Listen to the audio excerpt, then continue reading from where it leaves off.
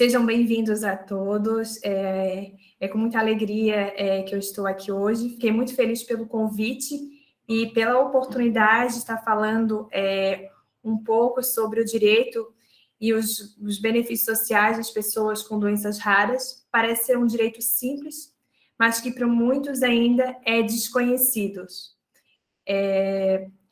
A doença rara, ela é caracterizada em ampla diversidade por sinais e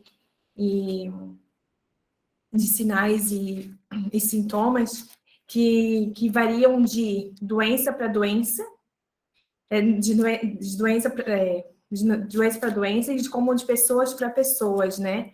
Ela é degenerativa, ela é progressiva, ela é crônica e às vezes levam até o paciente à morte.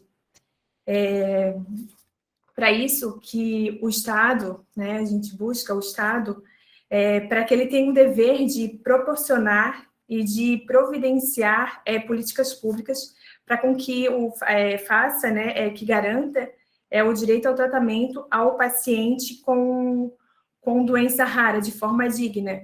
Isso, né, essa busca desse direito, com a política pública, o Estado ele não está fazendo uma caridade ou é uma ajuda ou um favor, e sim é um direito fundamental, é um direito social fundamental previsto na Constituição Federal. Aqui a gente pode ver que no artigo 196 da Constituição Federal, ele deixa expresso que a saúde é um direito de todos e dever do Estado, garantindo mediante políticas sociais e econômicas que visem a redução do risco de doença e de outros agravos e o acesso universal e igualitário às ações e serviços para sua promoção, proteção e recuperação. A gente pode ver aqui também que no artigo 6º da Constituição Federal, ele deixa claro também que é um direito social o direito à saúde. Então, está aqui, são direitos sociais, a educação, a saúde, está bem expresso. A alimentação, o trabalho, a moradia, o transporte, o lazer, a segurança, a previdência social, a proteção à maternidade, à infância, a assistência aos desamparados, na forma desta Constituição. Apesar de estar elencado aqui na Constituição, ser um direito social fundamental, muitas vezes é desrespeitados. Por isso que gera a judicialização da saúde. Isso vem acontecendo diariamente, é muito recorrente. A pessoa ela busca um tratamento de forma administrativa e vem sendo negado. É onde se busca o judiciário, para que o judiciário ele conceda a esse direito, né, essa proteção. Quando se fala em judiciário, o paciente, a população todo, ela busca a proteção, busca a jurisdição, a proteção do Estado. E quando se fala em diagnóstico de doença rara, a gente lembra que esse diagnóstico, muitas vezes, ele é tardio.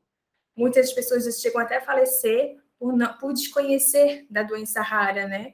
Então, quando se fala em doença rara, diagnóstico tardio, e essa medicação, o tratamento, eles de alto custo, os valores são exorbitantes.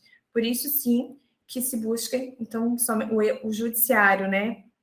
As razões que buscam essas ações, porque às vezes, como buscar administrativo e é negado, as pessoas buscam o judiciário em razão de um tratamento digno, tratamentos precisam, procedimentos cirúrgicos, medicamentos específicos para a doença. Muitos medicamentos para doenças raras não se encontram no rol do SUS, então há necessidade dessa busca desse direito. Também não só no SUS que é negado, que não tem né, que é negado esse direito, mas também muitos deles possuem planos de saúde, e o plano de saúde ele nega, pode ter a carência, pode a pessoa pagando tudo certinho, né, só que é negado. O plano de saúde diz que não cobre, que os valores são exorbitantes, que não tem como. Então, a pessoa ela busca uma dignidade no judiciário. Uma das consequências que é prejudicial quando se busca o judiciário é a demora da prestação jurisdicional. Quando se entra com uma ação, por exemplo, as pessoas pedem a medicação e às vezes não chegam a tomar essa medicação pela demora. Às vezes morre na metade do processo, ou às vezes não chega nem a tomar. Chega a tomar e morre, ou às vezes não chega nem a tomar pela demora. E também de uma outra consequência é a sobrecarga do Poder Judiciário. Como há muitas negativas de forma administrativa, também não tem outro jeito do paciente buscar o seu direito no judiciário. O advogado, advogado particular ou defensor público, né? Ele sempre, para ajuizar a ação, há os documentos necessários. Até o próprio médico, quando dá o diagnóstico, ele já providencia para o paciente se preparar para buscar de forma administrativa, ou caso não consiga, ele já prepara o paciente para buscar de forma jurisdicional, buscar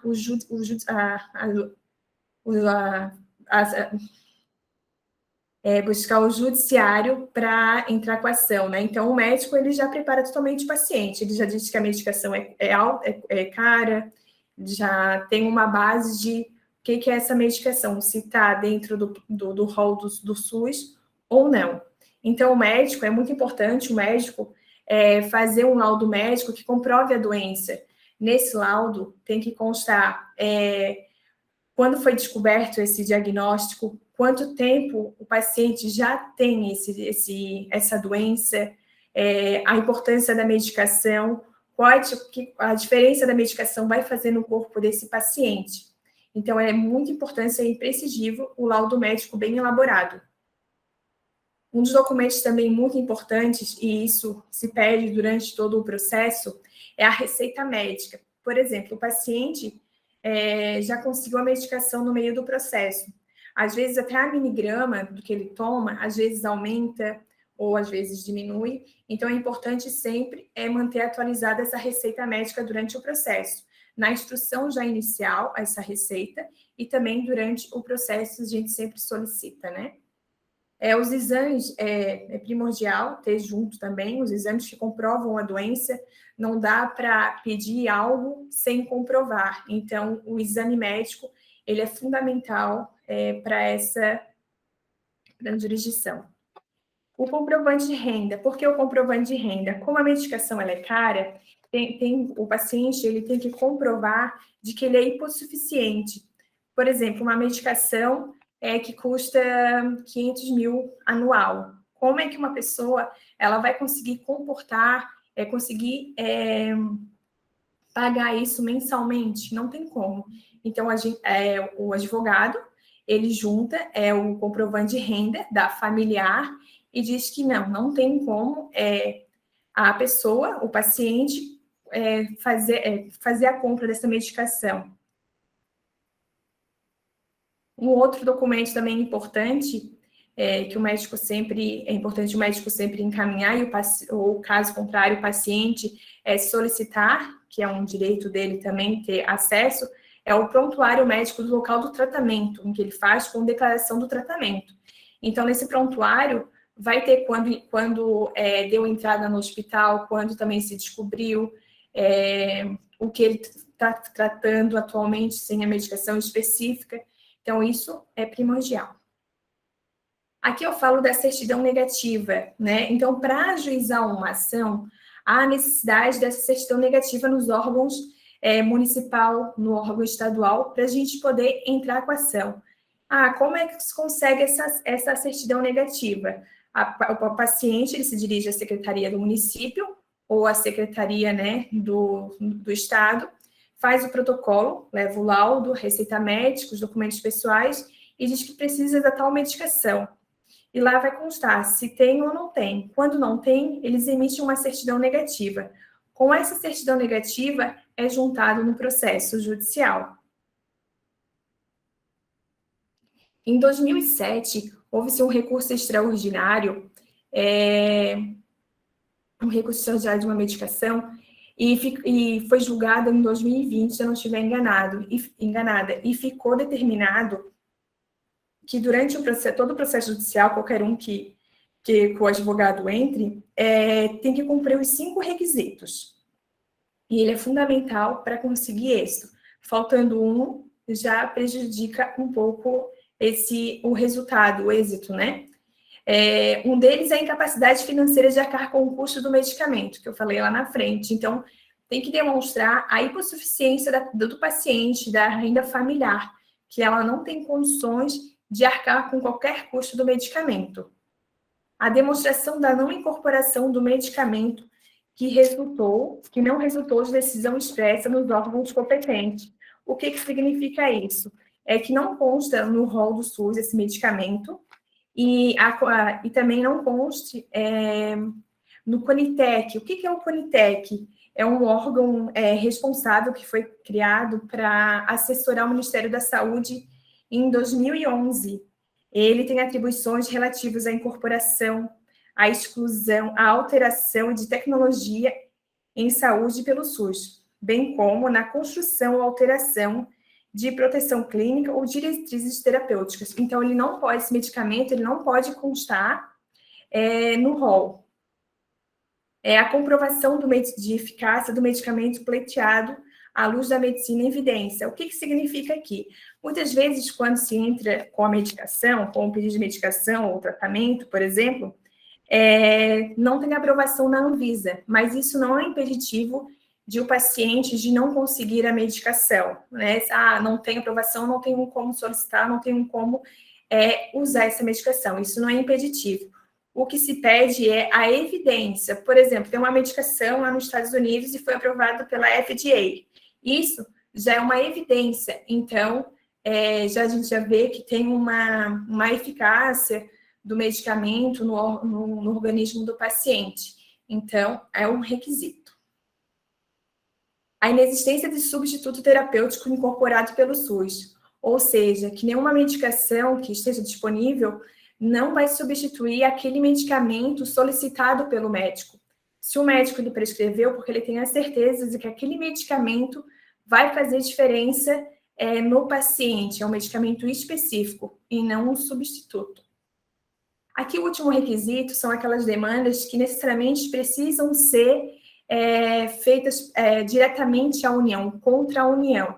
São medicamentos que não possuem no rol do SUS, e esses medicamentos é difícil conseguir, não tem como só comprado mesmo. Então, ela é obrigatório entrar contra a União.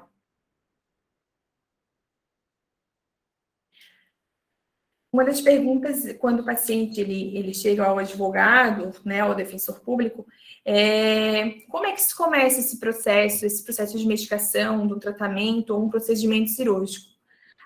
Pela petição inicial, né? O paciente ele vem com toda a documentação, com o laudo, com os exames. A petição inicial é o começo de tudo, aonde o advogado ele expõe os fatos e ele deixa bem claro quais os direitos estão sendo violados do paciente.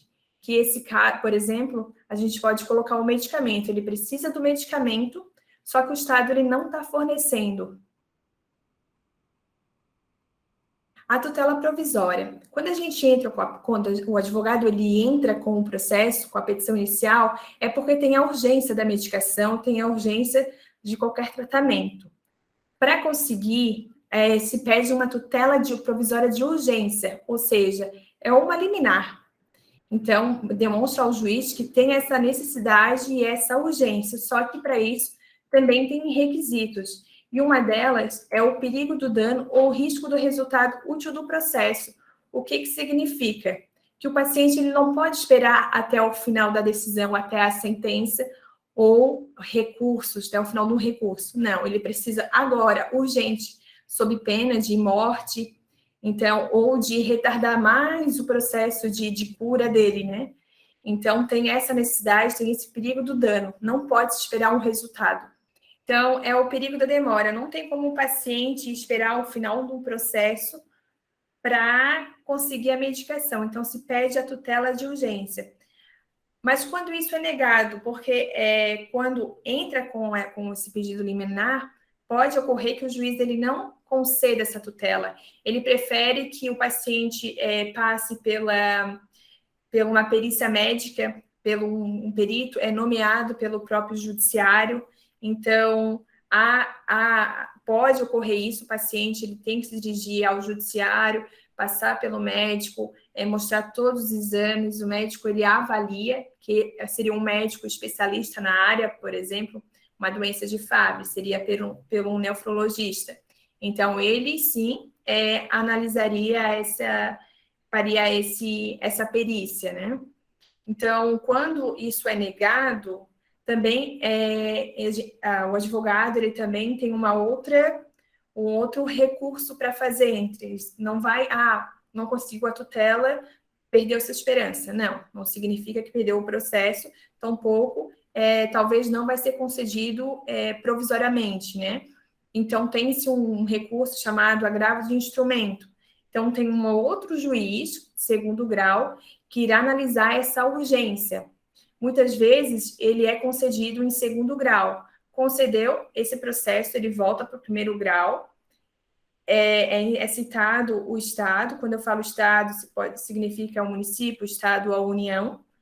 Então, eles são citados para cumprir essa determinação. Não cumpriu essa determinação, também, né, quando se fala não cumprir a determinação, é quando ele não entrega essa medicação. Por exemplo, ele não cumpre marcar uma cirurgia, por exemplo. Então, entra-se com um cumprimento provisório. Então, nada está perdido, né? Então, entra com um cumprimento provisório e informa ao juiz que o Estado ele não está cumprindo com aquela determinação. Por exemplo, numa medicação. Ele não entregou a medicação, passou-se uns 15 dias, não entregou a medicação. O que o advogado ele pode fazer, por exemplo, pedir um bloqueio judicial. Então, se faz um bloqueio judicial, esse dinheiro é depositado na conta do paciente, o paciente ele faz a compra dessa medicação e depois vem a medicação, ele comprova em juízo tudo que foi gasto. Sobrou dinheiro, é devolvido para os cofres públicos. Nada fica com o paciente, tudo é comprovado. Aqui eu trouxe algumas decisões judiciais. Por exemplo, aqui é uma medicação de um paciente de doença de Fabry, que é o Galafold, que é a medicação que é conhecido também como migalastat, né?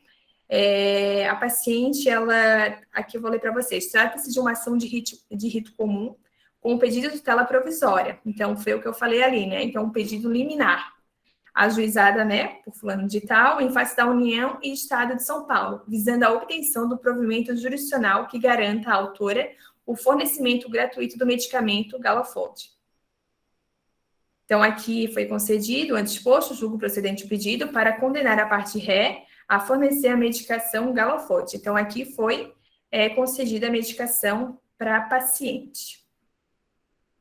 Também eu trouxe aqui um caso também de uma medicação que foi dispensada a realização da perícia médica. Trata-se de um pedido de tutela de urgência em ação em que a parte autora pretende o fornecimento pela ré, união do medicamento tal, que foi dispensada a realização, ou seja, conceder a tutela de urgência a liminar. Ela começou a tomar a medicação sem precisar de perícia médica naquele momento. Também tem outro aqui, anteposto defira antecipação de tutela para determinar a ré que forneça à parte autora o medicamento / o tratamento, tal como postulado na inicial pelo prazo mínimo informado na nota técnica. O que significa essa nota técnica? Em muitos casos, o juiz, antes de conceder essa liminar, eles encaminham para o núcleo de estudo do próprio judiciário, onde tem uma equipe de médicos, né, que vê a necessidade dessa medicação, de ver se tem ou não essa necessidade, se o paciente sofre ou não daquela doença rara. Então, eles encaminham essa nota, dão um prazo, por exemplo, de 5 dias, esse grupo, né, esse núcleo, eles têm que avaliar e depois encaminham para o judiciário. Com a resposta dessa nota técnica, o juiz ele vai se basear se defere ou não essa liminar. Aqui também tem uma outra decisão de uma doença de Fabry, diante da ausência de comprovação pela União do fornecimento do medicamento Invacaftor, que é o Calideco, na quantidade de um comprimido de 100 miligramas, de 12 horas ao autor, determina a expedição de alvará para o levantamento da quantia de R$ 569.222,93, depositado na conta tal. O que aconteceu aqui? A União ela não cumpriu com a obrigação de entregar a medicação ao paciente, então foi feito um cumprimento provisório de sentença, e sim, foi intimado para fazer o cumprimento, não cumpriu, então o juiz ele determinou o bloqueio judicial. Então foi levantado esse dinheiro na conta do paciente, o paciente fez a compra e depois demonstrou em nota fiscal do que foi gasto, e se sobrou dinheiro naquele momento, também foi devolvido ao cofre público. Aqui, como continuação, tal montante é suficiente para a importação de 7 caixas do medicamento e, por conseguinte, para o tratamento do autor durante 6 meses e meio. Então, aquele valor deu seu tratamento durante os 6 meses e meio. Ele não ia ter aquela preocupação se a União entregar ou não, né? Então, estava garantido por esse período. O que torna necessária uma nova intervenção para a aquisição do fármaco somente em abril de 2020. Então, quando a medicação está acabando, o Estado logo já tem que providenciar a compra dessa medicação para que não falte, não interrompa esse tratamento. Então, espécie-se com urgência o alvará de levantamento, né? Então, aqui foi expedido o alvará. Agora eu vou trazer alguns direitos, tirando a parte agora judicial, a parte administrativa, em que muitos pacientes, eles não sabem do direito que possuem. Então, aqui tem o saque do FGTS, PIS e PASEP, que tem o direito, a isenção do imposto de renda, isenção de IPVA, ICMS, IPI ou IOF na compra de carro adaptado, né? Em caso em que a doença impeça de dirigir um veículo comum. Aqui no Brasil também há muita compra, no Brasil, como em outros países, mas aqui é mais frequente, a compra do imóvel financiado, por exemplo, a Minha Casa e Minha Vida.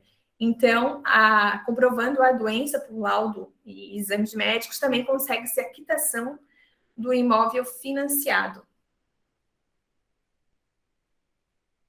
Aqui também tem a aposentadoria por invalidez. Aqui mostra que tem a carência de 12 meses, mas tem casos que também não precisam cumprir essa carência. Então, a pessoa que possui a doença rara, ela tem que ficar alerta que pode ser que ela tenha esse direito. Tem também o auxílio-doença, caso seja comprovada a incapacidade para o trabalho, o benefício de prestação continuada, conhecido como o BPC, ou LOAS, que ela não precisa estar contribuindo para o INSS. Tem alguns requisitos que vai pela renda per capita familiar. Então, tem que ficar de olho, porque às vezes acha, nunca contribuí, não tenho direito a nada. Mas tem que ficar atento a esse benefício de prestação continuada, o LOAS. Tem um acréscimo de 25% do segurado que necessita de assistência permanente de outra pessoa. Por exemplo, tem aquela doença que a pessoa não consegue pentear o cabelo, não consegue escovar o dente, depende totalmente de outra, ela tem um acréscimo do benefício dela de 25%. Também tem a meia entrada do valor do ingresso em cinemas, teatros, para pacientes e acompanhantes, utilizar vagas especiais em estacionamentos públicos e comerciais. Então, são esses direitos, que o paciente tem e, às vezes, é muito desconhecido, como também a medicação. Por isso que é bom que, quando se descobre que possui essa doença rara, conversar bastante com o médico, para que ele possa orientar, que possa encaminhar, por exemplo, uma associação. Aqui em Florianópolis nós temos a CAMUR, que é a CDR, então ela faz um serviço muito, muito bonito, que dá toda a assistência à família, quanto jurídica, como social. Então tem que ter essa conversa aberta com o médico, para onde ele possa ajudar e a orientar essa família. Seria isso, a palestra. Eu não acho que não me apresentei, no momento eu já acho que eu fui já direto, então, aproveitando ainda a oportunidade, eu acredito que tenha tempo. Eu sou Diana, eu sou advogada, eu atuo na área de direito da saúde, no direito das famílias e sucessões. Eu venho atuando desde 2016, 2016 até 2022. Então, sou formada pela Unisul. E quero agradecer a todos os ouvintes por terem, né, se inscrito, estarem aqui assistindo à palestra, porque é um tema bem importante e a pessoa que sabe, que possa estar ajudando a essas famílias é muito importante. Precisam de ajuda, precisam de conversar, precisam de conselho e orientação, muita orientação para buscar os seus direitos. Vamos lá que o pessoal já está participando aqui, mandando dúvidas. A Jailma Batista pergunta como se dá o acesso aos direitos sociais antes de judicializar. Tá. Por exemplo, os direitos sociais ali, ao previdenciário, por exemplo, é importante buscar, por exemplo, o BPC, o LOAS, né? Procurar o INSS para que o INSS possa orientar, buscar os documentos necessários para dar entrada. Por exemplo, na aposentadoria, no auxílio-doença, ou também no LOAS. Então, tem que ficar atento ao INSS. Pode ligar para o 135 ou dirigir-se também à unidade, né, mais próxima. Também pode procurar um advogado de confiança, caso sejam negados esses direitos, como no previdenciário, mas também, por exemplo, na entrada de cinema, ou às vezes os impostos, às vezes não são isentos, né? Então, é bom procurar assistência jurídica de confiança. Certo. Aí a Dayana pergunta aqui, sobre os 25% a mais no benefício. Temos o conhecimento que se enquadram apenas as pessoas aposentadas por invalidez. Isso confere? Ou no caso, né, das doenças raras aí, que traz, né, essa questão aí da invalidez também, se sabe orientar com relação a essa dúvida? Então, para se enquadrar também para as doenças raras, porque muitas das doenças raras, por exemplo, tem como que é o nome da doença? Agora me deu um branco. Eles são totalmente dependentes, são dois irmãos, são totalmente dependentes. Agora eu esqueci, é o NPS 7, né? É o NPS 7. Então, eles são totalmente dependentes, eles não têm como se locomover, precisam de cadeira de roda, não tem como mexer braço, perna, nada. Então, sim, eles teriam esse direito, a esse benefício. Então, certo. Tem que analisar todos os detalhes, não é apenas assim, tem direito. Não, tem que analisar todos os detalhes. Caso venha a ser negado, sim, buscar o judiciário e justificar o porquê que foi negado e demonstrar a necessidade e o direito, né?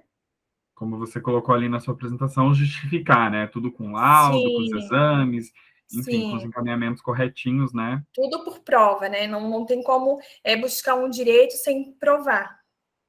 Uhum. Certo, obrigado.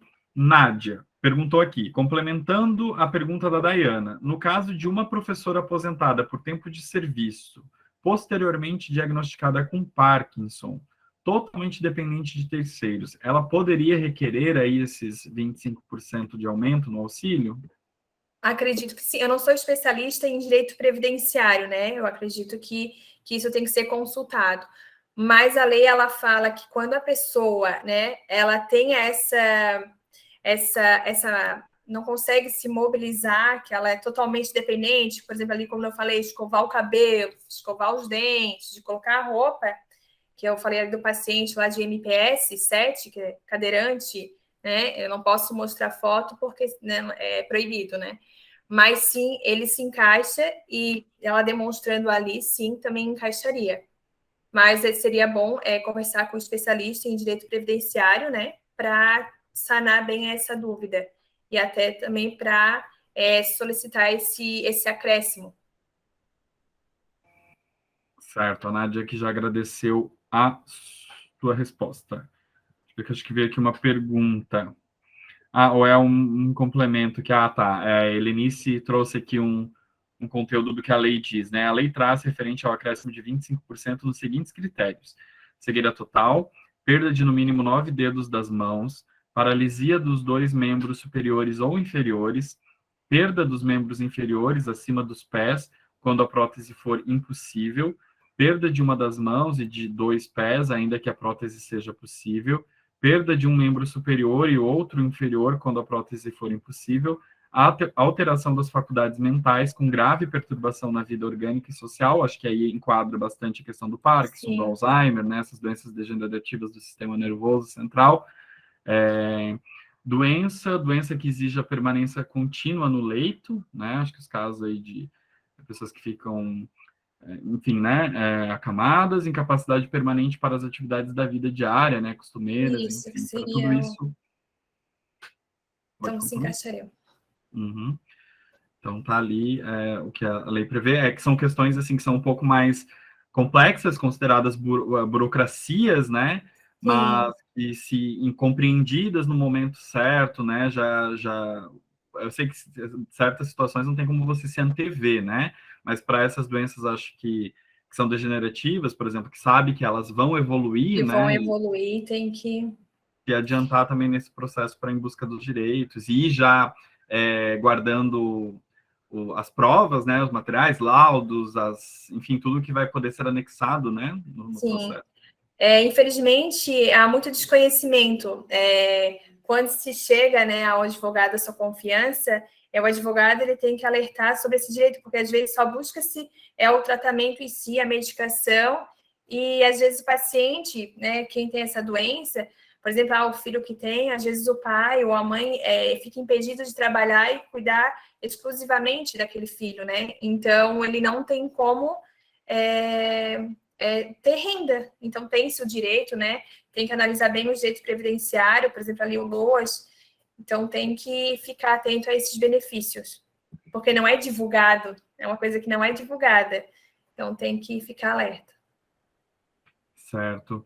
Obrigado, Helenice, ali pela colaboração, por ter Eu ia colocado aqueles agradecer. pontos ali para a gente. Obrigado, colaborou bastante. O pessoal que está elogiando, já tinham deixado outros parabéns aqui para você. Agora eu vou ler aqui que a Dayana colocou: Diana, parabéns pela palestra, obrigado pela atenção. Obrigada.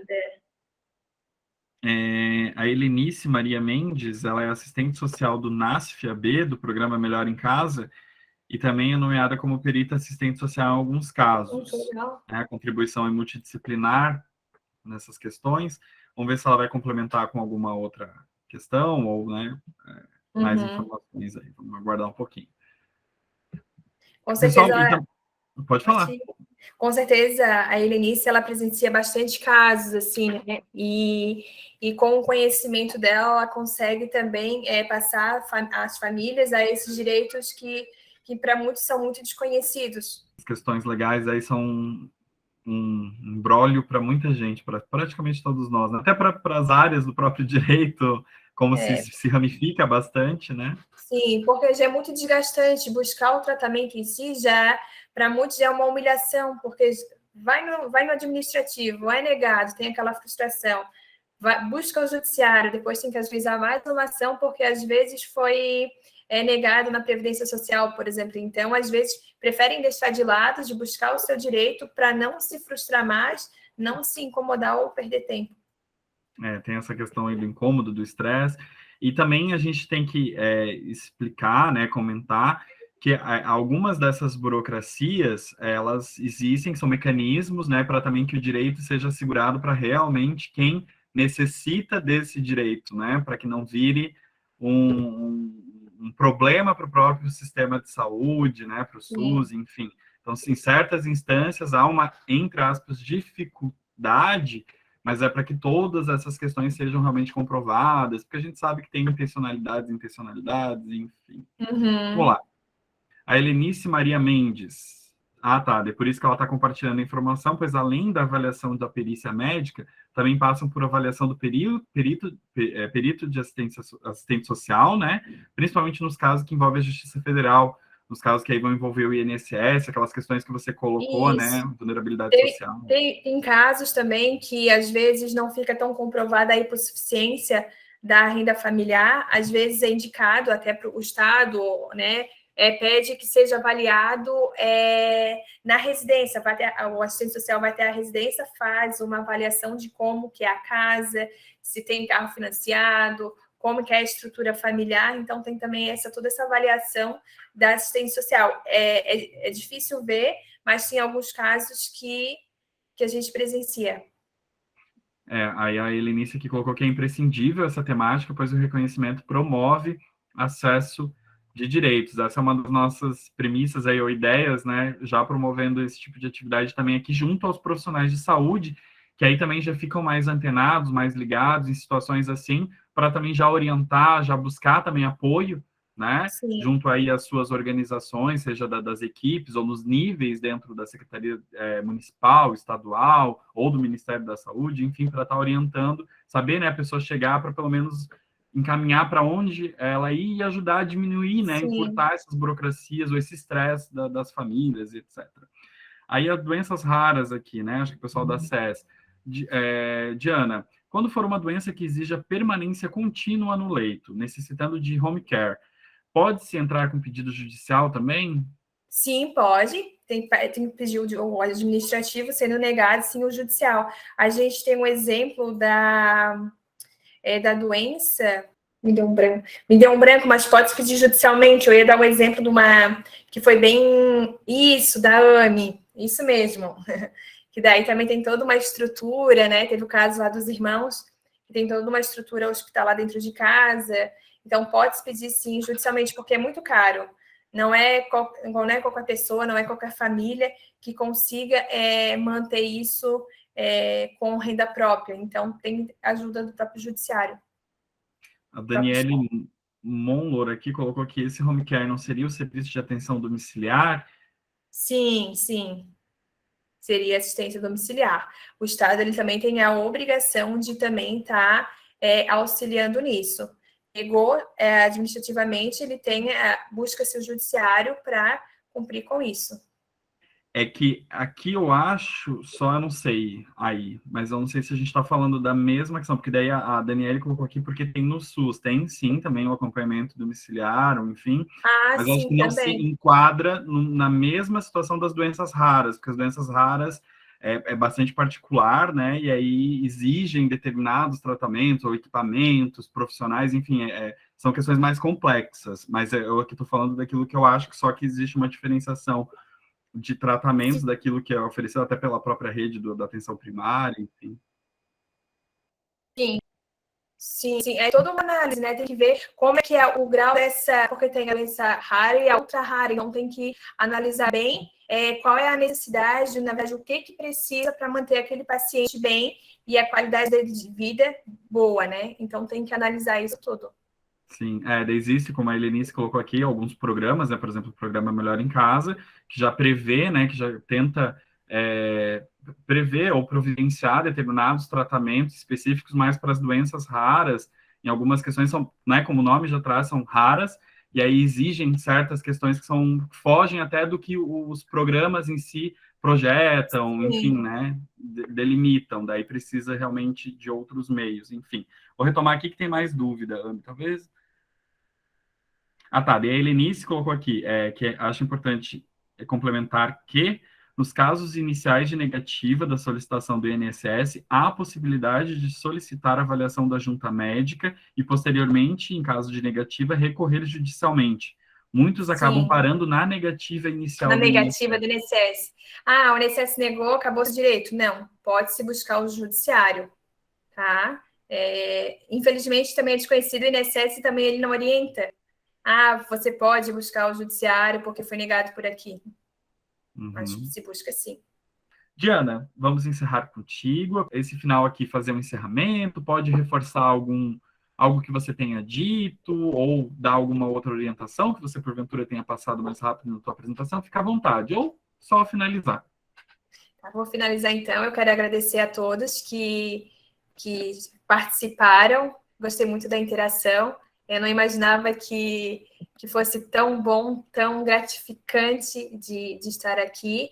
E eu peço, assim, né, eu oriento que quem conhece algum paciente de doença rara, ou seja qualquer outro tipo de doença, seja uma deficiência, que busque o seu direito. Não deixe a pessoa ficar sem, porque tem muitos benefícios. e às vezes não acabam aproveitando ou usufruindo. Então, que possa ser repassado, né, esses direitos para frente, que hoje o próprio, quem conhece algum médico, que o médico ele possa ajudar também a encaminhar esses pacientes para a associação, se for o caso, que possa orientar, buscar de forma administrativa, com bastante documentação, o laudo bem fundamentado, que é muito importante, os exames sejam bem completos, para que não chegue no judicial e isso venha a acarretar prejuízo ao paciente, né? Que a gente quer, que o advogado ele quer que no final do processo ele obtenha êxito. Então, seria isso.